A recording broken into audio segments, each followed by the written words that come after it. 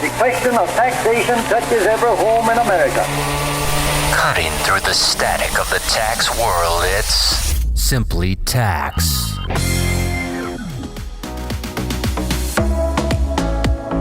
Hello and welcome to Simply Tax. It's Friday, April 2nd, 2021, and whether you call it tax season, busy season, great season, or something else, it's certainly crunch time in the tax world right now, since even though we have until May 17th this year for individual taxpayers to file and pay balances due for the 2020 tax year, as well as to make contributions for 2020 to their individual retirement arrangements, health savings accounts, Archer medical savings accounts, and Coverdell education savings accounts, the postponement of the deadline under IRS Notice 2021-21 doesn't cover estimated tax payments or things like gift, corporate, or fiduciary tax filings and tax payments that are due April 15, 2021. So that's all sort of a long way of saying we're now less than 2 weeks out on a big deadline. And that's why I'm very much looking forward to taking a mental break with you today from all the Internal Revenue Code sections and tax forms to share insights on what I think can add up to be one of the most important assets of an organization, whether big or small, business or the business of a family. On the podcast today, I'm joined by Cassie Atteberry, the founder and principal of Talent Outside the Lines, a consultancy helping family offices make the most of their people portfolio. I first met Cassie through the Family Office Exchange, and I'm excited to share with you on the podcast today insights on connecting the dots between mindset, skill set, and process based on her more than 20 years of experience in, as she puts it, making the people stuff easier. Let's jump right in with a difficult question that I think perhaps we've all found ourselves asking at some point, whether in the office or on the playground. And that's, why is this people stuff so darn hard? Let's find out together from Cassie.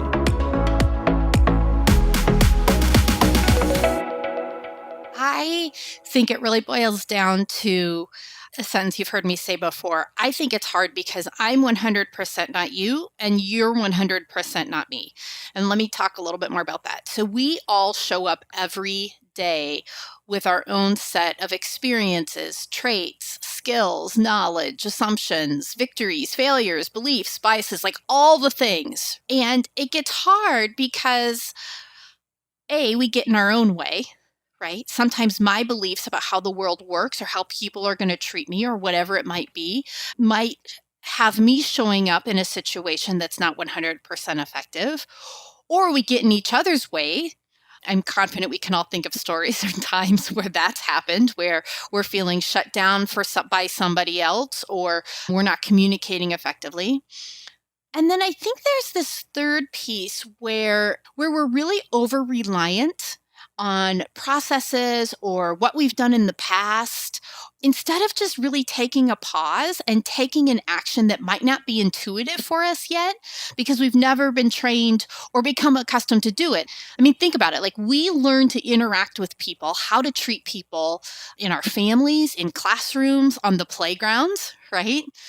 And most of those come with rules or processes or interventions when it's not working well, right? If you're not getting along on the playground, the teacher's going to intervene and figure out how to make it work.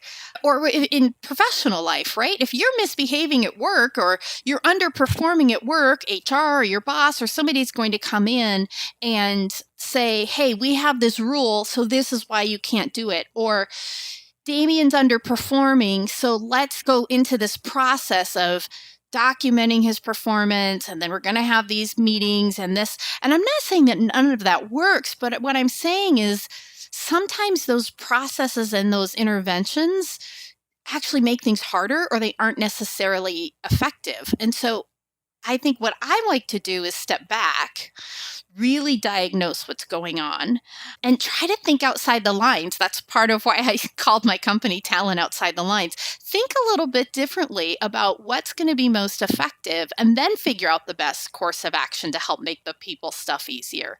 I mean, I know I don't have all the answers, but what I can do is bring a lot of decades of experience to ask questions, get a fresh external perspective, maybe hold up a mirror saying, hey, have you thought about this, to help discover the answers and then come up with a plan together. Yeah, no, I like that. And then just the tie-in too, the outside the lines. I mean, right? I mean, you really kind of have to almost sometimes the framework, and maybe that's what I'm hearing you say, right, can prevent you sometimes from maybe seeing the forest for the trees, or maybe the trees for the forest, perhaps even, right? I mean, just in terms of what is the issue that's maybe the root that maybe can be addressed. Right.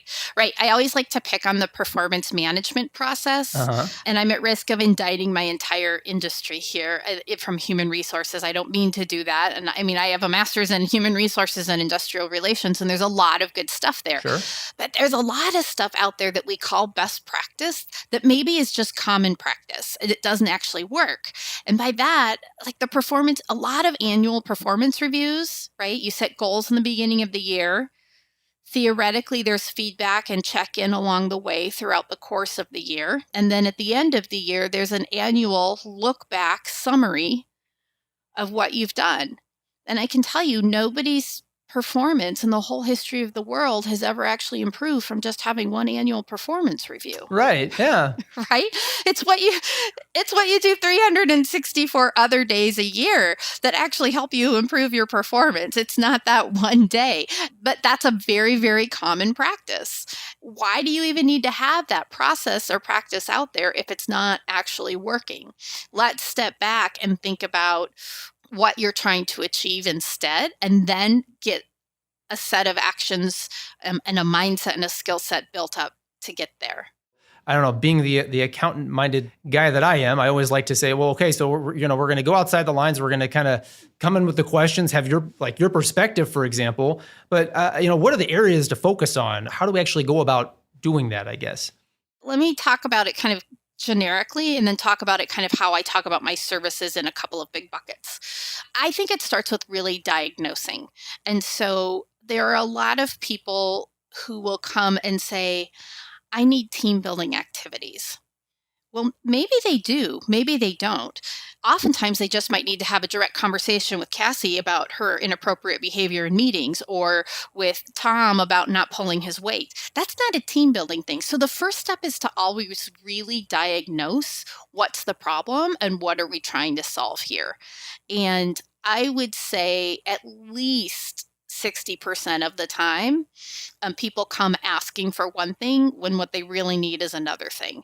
And so a lot of my time is just spent kind of asking questions and really diagnosing. And then 3 things I'm really looking for and listening for when it comes to why the people stuff is hard are exactly just what I talked about. I kind of have this mindset, skill set, process thing in my head. Mindset, what do we believe about the situation? What do we believe about people? What's going on? Skill set, is there a gap that's going on in terms of what you're trying to do and you just don't have the skill set to do it? Do you need better skills? Like, people get it, they've got the mindset piece, but they don't have the skills to set clear expectations or give feedback or disagree constructively or whatever it must be. And then process. Really, what are you trying to achieve in the first place? And then do you have the right process to do it? And oftentimes people jump right to process without first building the mindset and the skill set. And so all of these are related, right? It's not linear. Sorry, my accountant friend. Like, this isn't just, you can't just put the numbers in the cells and then sum them up at the end. It's a little bit harder than that.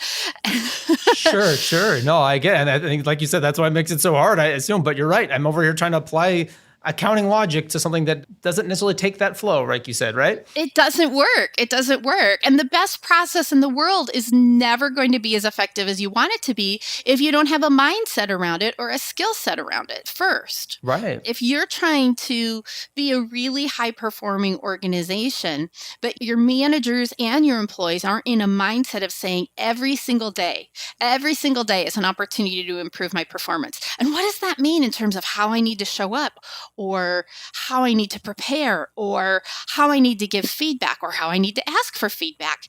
You're never going to get there by just relying on a process. So we need to really connect the dots between mindset, skill set, and process of what anybody is trying to do. So that's a lot of where I start when I'm doing my diagnostics, is to listen kind of through those buckets and see where there are opportunities to intervene. And that's a great framework to start from, I would think, right? And then maybe from there, I guess, you've kind of done the diagnosing, make sure you're asking the right questions and truly getting at the right issues. What's your approach to actually going about, kind of drilling down from there? Yeah. So I think about my services in kind of 4 buckets. One is coaching. I do a lot of coaching. So coaching is really about helping. If you and I were in a coaching engagement, Damien, it would be about how do I help you amplify your strengths, shrink your blind spots to really be the best version of you. A lot of time people engage my services around coaching when they are ascending to a new big position, or maybe they're going through a big transformation, or they just are somebody who's really dedicated to living their best selves.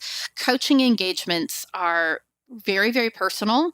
It's not counseling. I want to be really clear about that. Not qualified in that regard. But a lot of times this is going at the how are we getting in our own way. And so it's this personal relationship of me holding up a mirror and asking you questions to help you have an aha. Mm-hmm. Because that's how our adult brains work, is that we don't want to just be told stuff. We need to have the aha. So my goal and my job as the coach is to ask questions to help you figure out and have the ahas to then advance on whatever it is that we're working on. And it might be very, very specific, or it might be general in nature. And then, so do you find that then working with, and maybe we'll put it in the context of families and family offices, is that seems like that would maybe be a tactic to helping when there's maybe a disconnect, but seeing identifying maybe the mindset or the skill set or the process there? Exactly right. Exactly right. Some of the other services that I offer, one is just kind of strategic HR and organization planning. This is really helping the family office say, if this is our purpose, one, do they even know their purpose, right? Sure, which I'm working with a number of them. That I think that sometimes that's not as well defined as, right. I don't know, maybe let's hear your experience. I feel like I get we know our purpose, but then you start to actually like define it. And it's like, well, okay, maybe we don't. I don't know. Right. They usually can tell you what they do. Uh-huh. Right? That's kind of like process. They can tell you what they do. We do taxes, we do accounting, we give away money, we da-da-da. Right. But they don't have the mindset part. What is your purpose? Right. And until you know your purpose, how well do you know you're living it? And do you have the right organization structure in place to do it? Do you have the right work processes? Do you have the right skill sets in there? And so it's your why, not your what. I'm not coming up with this, right? There are great people smarter out there like Simon Sinek. Start with why. He's a phenomenal resource, and to watch he's like a 20-minute video about starting with why. Help family offices get really clear on your purpose, because until you know your purpose, how do you decide, for example, what is the slate of services that you offer families? What's aligned to that purpose and what's not? Are you going to be the office that does everything that they ask for? Okay. If so, then that's going to look very, very different than an office that is really maybe got a more narrowly defined but still effective purpose that's really about, we help them make decisions, educated decisions. We're not the doers for them. You know what I mean? Yeah, absolutely. One of those offices is going to have a travel concierge and one isn't. So how do you say, what's our purpose? Get your strategy in place and then figure out, what do I need to have in terms of an organization to help you deliver and achieve that strategy? And that probably also involves asking the hard question of, what is it that you want to be? What's the identity? And figuring that out sometimes, right? And actually making some tough decisions, perhaps. Right. And that's one of the things that's really unique in the family office industry. My time is spent on the family office side, and some of those offices have family members in them and some of them don't. And so it's different than, for example, being in an operating business that's more about revenues and profits and things like that, where your purpose is more clearly defined by a market opportunity. This is about getting alignment with a family, which is all automatically going to be very, very personal. And particularly if you're on a 3 or 4G family where there are long legacies, some things might be well established, some things might not. Do you have a faction of the family who's trying to change it or not? You know what I mean? And so it can be a little trickier sometimes in the family office industry. Sure. A lot of different competing sometimes interests and drive, and maybe even the why could be different, like you said, between generations or members of the family, which just adds a whole nother dimension of complexity, I have to imagine. Yeah, it does. It does. So the other thing I do to help kind of bridge between mindset, skill set, and process, there's a big bucket of work. I've got what I would call team and talent development. This is really mostly the mindset and skill set pieces. So it's either building skills that we don't have just as individuals, right? For example, we know that we all need to get better at getting or giving feedback. So we're going to do that, right? Okay. That's a skill building session. We've all been to those, right? It's a Yep. lunch and learn or a chance to get a CPE credit or, whatever it might be. But then there's also the what I'm going to call team development, which is working with intact teams to make them be more effective as a team. And so how do I help them?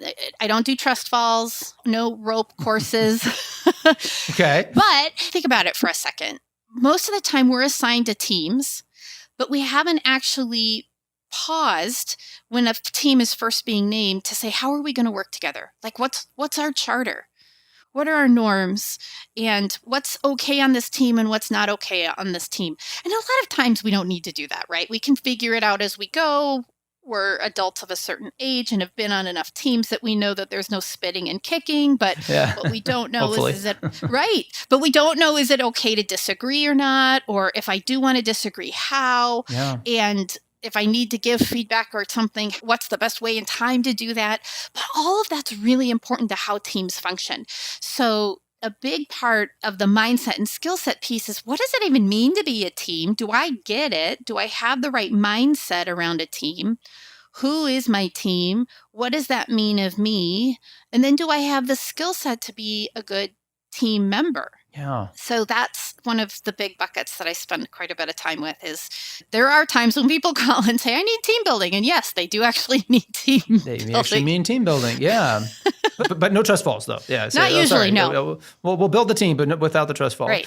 But I find sometimes, it's almost like, well, maybe it's hard to identify, am I really in a team or not, perhaps, especially if you're kind of working across different segments, we'll call, of the organization or the family office or whatever it might be. But then what do you find that happens, or and maybe even what I'm getting at is, how do you, I guess, address if you haven't had some of these kind of foundational level setting things in place?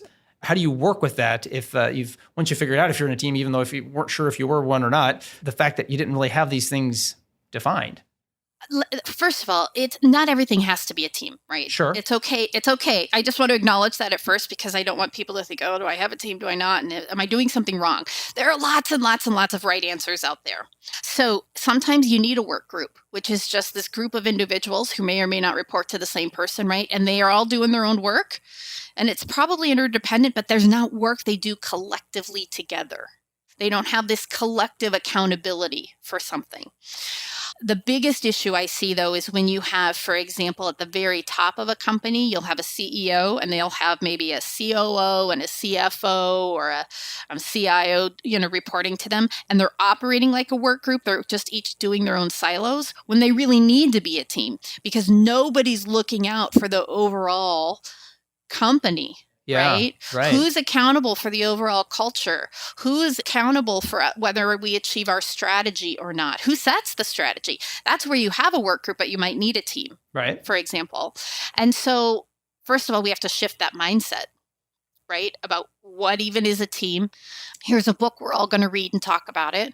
Let's charter our team. Let's do an exercise getting really overt and chartering our team, where a CEO might say, okay, here's what it means to be on Team Damien if you're the CEO, and here's what our accountabilities are. And then we need to spend some time getting clear about, here's the work we do together. Mm-hmm. Right. And when. So some of that's super tactical, right? Oh, we're going to have bi-weekly meetings and here's how we're going to spend it. All right. Well, are those meetings giving input, or are those meetings actual work sessions? Let's get clear on some of those things. How well do we communicate? How much do we trust each other? Do we need to make an investment there? So a common thread of the work that I do, and this goes back to that disrupting the habits we learned on the playground. A common thread is talking about stuff that we don't normally talk about.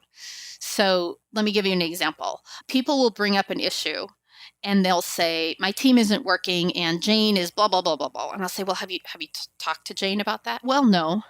Or have you told them that? And 9 out of 10 times the answer is no. This is a prime example of what we're taught not to do, which is talk about the obvious thing. Right. Yeah. Yeah. Right? This is the outside the lines part. We wait for a teacher to intervene or a process to Yeah. intervene. Mhm. And so we don't talk about the obvious thing, which might be the fastest and most effective way to address something. But it didn't occur to us, and I don't have the skill set on how to do it. So, for example, linking it to what we were talking about just before, how do I get a team working? Let's talk about trust for a second. Okay. Teams run on trust. Hmm. If there's not trust, you will kick off every other dysfunction that a team has. And I'm not the pioneer on this. I think Patrick Lencioni's work is fabulous. He wrote 5 Dysfunctions of a Team. Yeah. Great But book. how Yeah. often have you ever stopped to talk about trust? You don't really, right? I mean, at least in my experience, you're just kind of, you do some of the tactical stuff, but not so much on the trust side. Right. So and trust is this big intangible thing, right?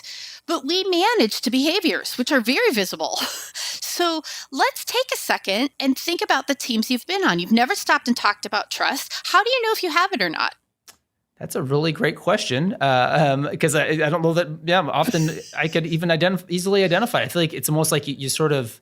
I feel like a lot of times I tell myself, you sort of know, or you don't, you have it or you don't. But I mean, it certainly that doesn't seem like a good approach. I don't know. Okay. Right. Well, so it can be kind of rare, but I've started, one of the things I do is I'll facilitate a conversation with a team that's literally about trust. Like, what does it look like? What does it sound like and feel like? How do you know when you have it? How do you know when you don't have it? Are you a grantor or an earner? Mm-hmm. Mm-hmm. Has anybody ever asked you that before, Damien? Yeah, they have, and I'd say this is funny because I think it's situationally dependent. I'll say, Yeah. but I'm generally a grantor. Right. It's kind of how I approach it. Okay. What about the other people on your team? Do you know if they're grantors or earners? I don't know that I know well enough, or I'll say perhaps as well as I should, considering that we're on a team, and that maybe that's why it's hard to say. Well, what does it look like when we have trust? I don't know, because I haven't actually decided how I go about getting your trust and whether or not I have it, I guess. Right. But the whole point of that conversation, which is, it seems so obvious, like, why haven't we ever talked about this? It does. But the whole point of it is, how do I take this big conceptual thing like trust that's so important, so vital to how our team works, and create my own self-awareness about me? What are the things I do that contribute or erode trust? Guess what, Cassie? If you're always showing up to other people and you're talking about other people, that erodes trust. That's a behavior, right? We manage to behaviors. So how do I help improve my self-awareness? How do I improve the team's awareness together of each other? Right. Right? So that we can do what we very, very first thing talked about why people are so hard, which is we get in our own way and we get in other people's way. Right. Yeah, I got it. Wow. Okay. All right. I mean, I guess I get it. Not that it's easy, but I get it. I hear what you're saying, and I can understand it. But going back to just asking the most obvious thing, or looking at the most obvious thing. Yeah. So that's a lot of what I do through all these things, right? Whether it's across mindset, skill set, and process, or whether I'm doing team building, culture and belonging is a big part of what I do, which is, how do I help offices deliberately build a culture that aligns to their family office's purpose? Culture is going to happen whether you do it deliberately or not. And I think of culture as kind of the values of an organization. It can be the immune system of an organization. It tells you how healthy it is or not. It's really the collective impact of everybody's behavior. So what do you need that to be successful? And then how do you cultivate it? Because you can't just declare culture. Okay. You can't, okay. Yeah, sure. I guess you could. It would be a very specific culture. It would say, we are the military, and here's what you do, and here's what you don't, and da-da-da-da-da, right? Very top down. But that's not what most companies, especially family offices, need, right? And so some of what I do is help organizations assess where their culture is now, what does it need to be successful, and then what are the investments we can make, whether it's working on mindsets or working on skill sets or putting in some processes to help align, because alignment is really key among all of this, their culture to where they want to be. So let me give you an example. I worked with one company that they kept saying, we're collaborative, but they were so internally competitive but they are trying to foster this collaborative relationship with the family members, yet internally they are vying and one-upping and putting one another down and being competitive. And they couldn't figure out why they weren't successful in building these collaborative relationships with the family. Well, your culture was completely at odds with these pretty words you put on paper. Right. Yeah. So how do we start to have conversations around that? Shine a light where our own behaviors are getting in our way, and then rebuild some skills. And at the end of that, there were one or two people who self-selected out, who said, that's really not what I'm into, right? I want to climb the ladder, and I want to be a lot more competitive. So it didn't align to their personal ambition and success story. And that was okay too. But it's a deliberate body of work that organizations can do to get alignment. And I'm actually kind of curious in that situation that if you have a few that sort of elect out and then kind of continue to, keep that competitive nature going, what do you do about that? I mean, can that still erode? I mean, like you said, you can't necessarily dictate the culture. It is what it actually is, despite what you might put on paper. So yeah, does that create a problem? Well, they ended up self-selecting out of the organization. I see. Okay. Right. Okay. And so they worked at it for 6 months, 9 months. One of them was a little over a year. And they would try to kind of get rid of some bad habits. And I don't know if it was willingness or capability, right? But there were some habits that this person just could not get over around throwing other people under the bus. And that's not how they roll. And as an organization, they had declared, here's who we're going to be. And this means all of us. And so we all have our business objectives, right? You need to close the books, make money with investments, whatever, get the taxes done, whatever. But then they also had an accountability that in doing our work, we will. And collaboration was one of those culture statements. And so the results the person was getting were okay, but how they were doing it was no longer acceptable. And so it took real courage and leadership and stamina on behalf of the leaders to say, continue to coach this person over time. And ultimately they got to a point that says, are you really happy here? Is this what you want? Because I feel like every week we're having bummer conversations, right? I know you don't like to have them. I don't like to have them. So that person chose to move on, and they're doing great where they are now, right? They're in a public firm and they are climbing to the top and they are happy as happy can be. So good for them. Right. So in a way, it's sort of maybe short-term, maybe there's some discomfort and challenging for conversations for sure, but it sounds like, long-term, it's actually serving that longer-term vision and goal that perhaps they had, and it's win-win on both sides almost, right? Yeah, it's just not easy. It's just not easy, right? And sometimes it's obvious and sounds straightforward, but not easy. Right. So I know, and I know there's the saying that, that culture trumps strategy every time. And then we've also kind of talked about maybe some of the unique aspects, we'll say, of family office organizations and kind of how that might look. But why do you think that is? And then maybe looking at the family office space specifically, how does that apply and how does that work its way out, if you will? So, I know I didn't come up with the phrase, why culture trumps strategy. And I think of it this way, and this is an imperfect metaphor, so grant me some grace. Okay, I will. To me, I think of strategy as like a house that a person has built or a building that a person has built. And culture, maybe this is just me being in Kansas for 20 years, culture is more like Mother Nature. Like it's great when it's sunny out, but when a tornado comes through, that house doesn't stand a chance. And so that's kind of how I think of it. Strategy is kind of born from one source. Strategy is born from our heads. It's a person-made thing. It has lots of inputs, but it's ultimately created by a human mind, whether that came from multiple minds or one mind. But culture is born from many, many sources, right? Culture is many, many people. It's our collective impact of all of our behaviors. It's the conscious and the unconscious. It's heads and hearts and rules and systems and invisible biases we don't even know we have and all the things. And that to me is why culture is so much more powerful than strategy.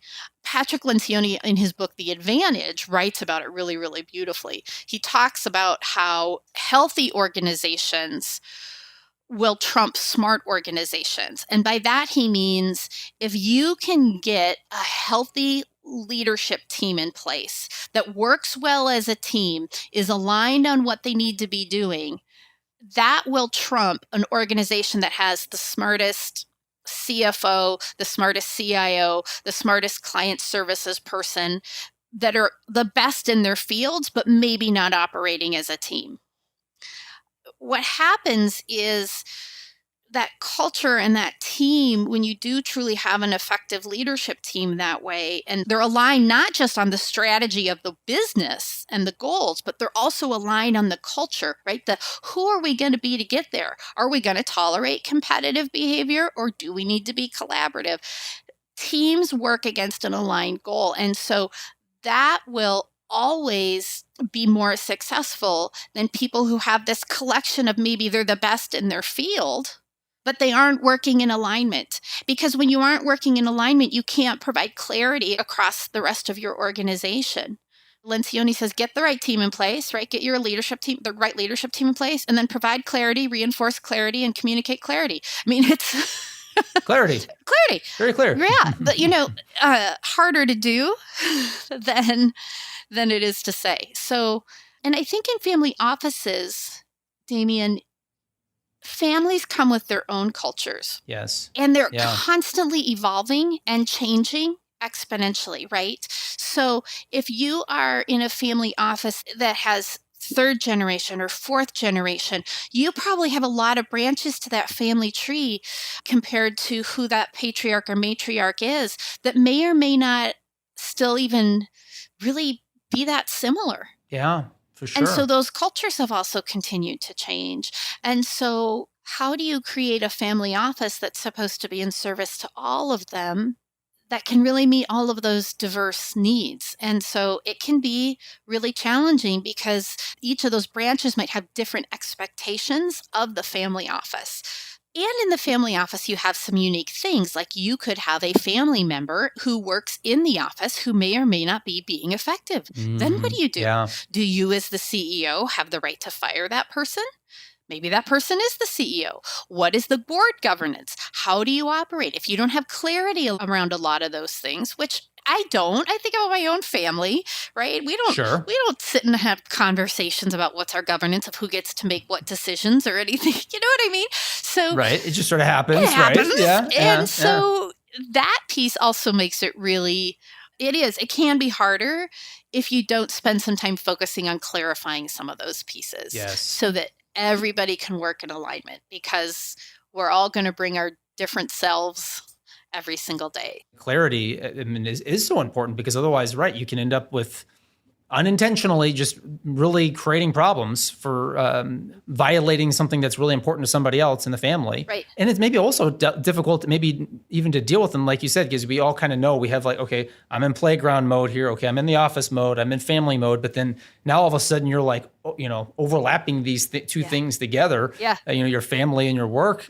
maybe even the playground, right? They're all kind of related. And so how do you even navigate that? And what set of rules govern? Right. Clarity, it sounds like, is maybe the pathway there. Huge. Again, I'm sure, like you said, easy in concept, but not so easy in the application. It just takes some work. There are a lot of times people will call in and they say, we need team building and this isn't working, and Bob is mad at Joe and he's mad at Sally and so-and-so shows up this way. And when you really start to listen and diagnose, what's showing up is very personal attacks or lack of confidence or whatever it is really the fact that they just don't have role clarity.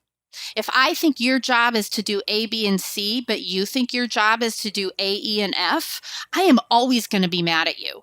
That's the type of stuff where I show up, diagnose, listen, what is really going on here? And now let's figure out a really pragmatic way to get from A to B to help you guys be more effective on the people stuff. That's really what it boils down to.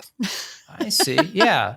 Well, as a guide, right? To go through all that, because there's just, that's almost what you need. It's like a tour guide, because there's so many things to think about and things that could potentially pop up on the trip, if we're going to go with that metaphor. So kind of guiding through that. We're a year into kind of this current environment where so many people are remote and, families are remote. And I know there's been a lot of, and I've been part of them, kind of remote, Zoom family meetings and things like that. I know some of the challenges that can come with that perhaps is it's hard to get to the root of some of those things or work some of those things out. And maybe because of the communication or the comfort or, just being resilient to the situation. So I guess, do you have any thoughts on that? Maybe how to approach that? Just maybe some tips from what you've seen that's worked well in this environment? I do. So I have a couple of things. So I'm going to start with just general. Right. So starting with kind of the 100% not you, 100% not me, right? As humans, there are some things that we share as humans. So if I am depleted, we all show up every day with some degree of self-regulation. But if I am depleted, and whether that is exhausted, overworked, hangry, Yeah. right? Yep. Think of this like the Snickers I'm just saying commercials. Snickers commercials coming right to mind. Yeah. Watch out, Betty White. Exactly right. I will not show up like Betty White. I will show up like the really aggressive football player every single time if I am depleted. And so it is on me to figure out, especially in the challenging year that we've had, how to stay whole Yeah. as much as possible. And that's challenging, right? They have seen these 30% rises in calls to mental health hotlines. There are 500,000 people in our country alone dealing with loss of a loved one just from COVID, let alone other things. And so how do you take care of yourself first in this unprecedented situation is something that people are still figuring out, even 12 months in.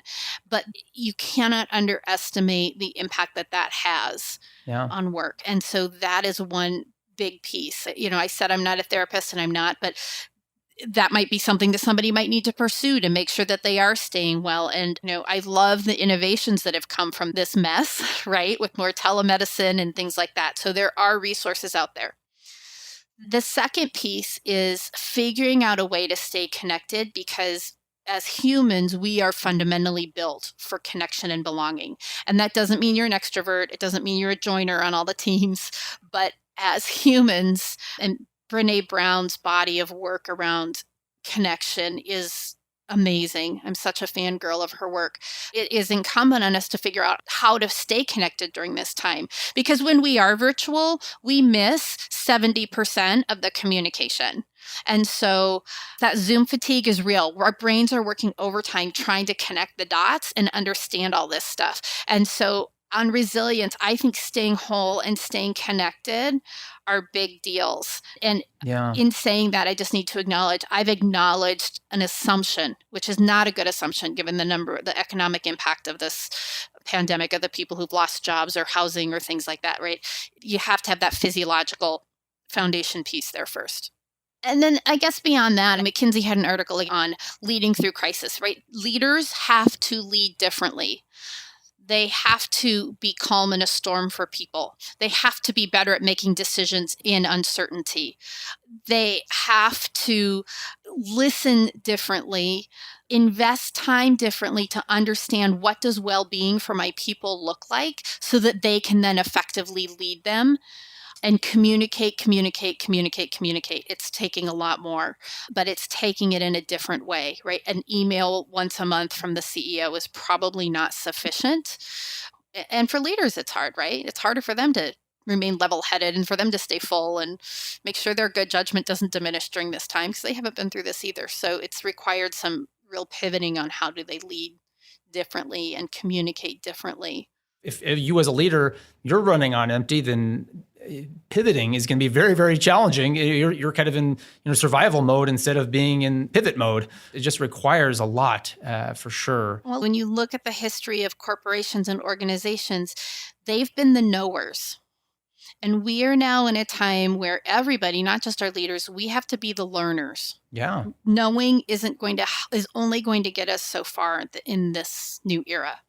Right. Well, because we don't know all the answers, to your point, right? And we're figuring it out together as we go along.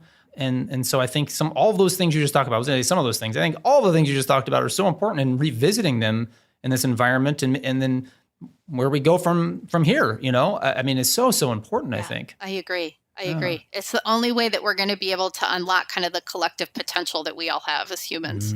Yeah. And that's exciting to think about. It is. I like that collective potential. Yeah, you've got a lot of good one-liners, a way of phrasing things. I love it. I really do. So I guess, maybe with that, maybe if we're going to pull the conversation full circle here, kind of, maybe a couple of thoughts that you would leave listeners with. So I think it is. I would leave listeners with the thought that Yeah, people can be hard. Yeah, right? sure. So I say, I'm a dog person personally. Dogs are way easier, right? There's a little barking, there's a little sniffing, and everybody's got it all figured out. Right. That's not how it works with humans. So it's okay for the human stuff to be hard, and it's okay to not know the answer right away. But help is available, right? And I'm not saying it's because you have to hire me. Sometimes it's just stepping back and thinking outside the lines and thinking about what is getting in our own way here. Is it my own mindset? Is it the mindset of others? What are the assumptions I'm making? But stepping back and getting that perspective is going to give you a much better shot of helping the people stuff be easier, because you have a better shot of actually solving the actual problem. Because the problem isn't the people. The problem is all the other stuff that shows up, right? That people bring with them. And so very few people in this world show up and say, I want to underperform on my job today, or I want to make things as hard as possible. Very few people show up and do that. And so if you can get that noise out of the way and get the people stuff humming, there is so much more fun and amazing stuff that you can be focused on. So it doesn't have to be as hard as it is. Right. And that's why it's so important, right? Because like you said, the potential and unlocking that, culture, the coaching, the talent, the structure, it all has to be kind of in line. Yeah, it's an ecosystem. You can kind of get to where you need to be. It's an ecosystem. Yeah. That's it. Yeah. I love it. Okay.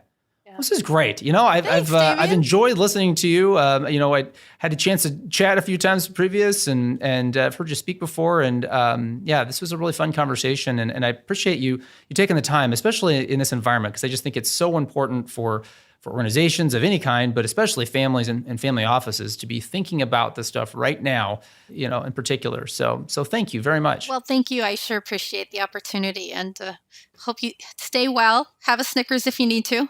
That's a key. Yeah, that's another takeaway, right? I'm not endorsed by them to say that, but it can't hurt. Keep one handy. Yeah, it can't hurt. Yeah, I love it. Yeah, that's good. It's great stuff. Thank you. Thanks, Damien.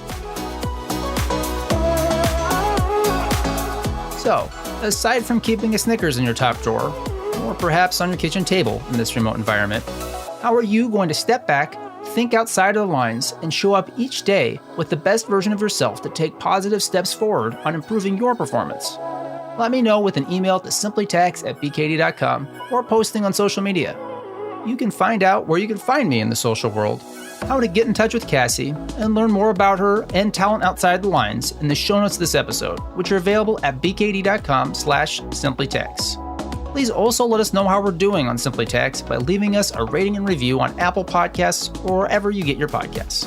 Ratings and reviews go a long way in helping others find us, and we greatly appreciate and use your feedback to make the podcast better for everyone. I'm Damien Martin, and thank you for listening. The information contained in this episode of Simply Tax is based on data available as of the date of its release. BKD is under no obligation to update this information if changes occur. Applying this information to your specific situation requires careful consideration of all facts and circumstances.